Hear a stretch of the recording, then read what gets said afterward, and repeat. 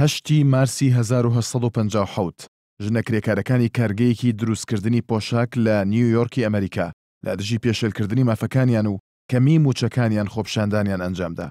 50 ساڵ دواتر واتە ساڵی 1970 ژنە کرێکارەکانی هەمان کارگە لە هەمان ڕۆژدا و بۆ هەمان مەبەست خۆپشاندانیان ئەنجامدایەوە.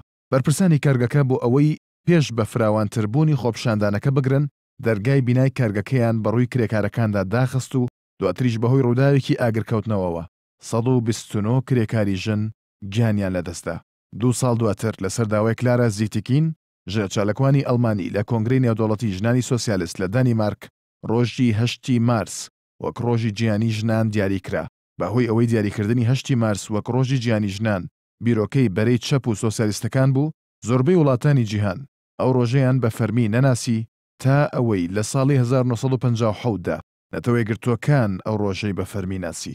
لە ساڵی 1910 بەدواوە لە ئەوروپا و ڕۆژئاوا ڕێکخراوەکانی ژنان کە زۆربەی هەرە زۆریان ڕێکخراوەکانی سەر بە حیزبە سۆسیالیست و چەپەکان بوون، ساڵانە لە ڕۆژی 8 مارسدا خۆپشاندانی ناڕەزایەتیان ئەنجامداوە و تێیدا داوای نەهێشتنی ستەمی ڕەگەزی و یەکسانی نێوان ژن و پیاویان کردووە. مافی دەنگدانی ژنان لە کۆتاییەکانی سەدەی 19 و تا ناوەڕاستەکانی سەدەی 20 یەکێک لە داخوازیە سەرەکیەکانی بزوتنەوەی ژنان بوو. نیوزلەندا یەکەمین وڵات بوو لە ساڵی 1893دا مافی دەنگدانی بۆ ژنان پەسەند کرد و دواتریش لە ساڵی 1970دا بریتانیا و رووسیاش ئەو مافەیان بۆ ژنان بە فەرمی ناسی. لە ڕۆژهەڵاتی ناوەڕاستیشدا تورکیا ساڵی 1930 یەکەمین وڵات بوو ئەو مافەی بۆ ژنان بە فەرمی ناسی و میسریش ساڵی 1956 یەکەم وڵاتی عەرەبی بوو. عێراقیش ساڵی 1970 دەنگدانی ژنانی بە فەرمی ناسی.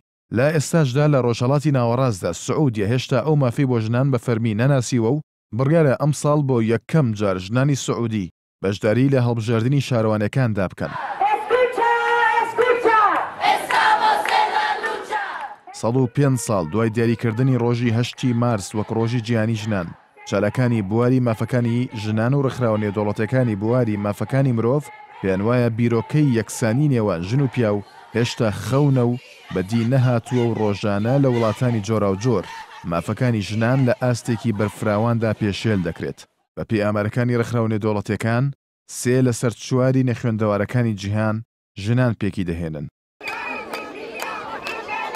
بە پێی نەخشەیە کە ڕێکخراوی یونسکۆ بڵاوی کردوێتەوە وڵاتانی ڕۆژهەڵاتی ناوەڕاست و وڵاتانی ئیسلامی لە ڕیزی خراپترین وڵاتانن بۆ ژنان، ژنانی ئەو وڵاتانە زیاترین پێشێلکاریان بەرامبەر دەکرێت. هەرێمی کوردستانیش لەگەڵ ئەوەی ژمارەیەکی بەرچاوی ڕێکخراوی ژنان بوونیان هەیە، بەڵام ڕۆژانە مافەکانی ژنان پێشێل دەکرێت و ساڵانە بە دەیان ژن لە ژێر ناوی پاراستنی نامۆس و شەرەفدا لە لایەن پیاوانەوە دەکوژرێن. کوردستان یەکێکە لەو وڵاتانەی کە بەرزترین ڕێژەی کوشتنی ژنانی تێدا تۆمار دەکرێت.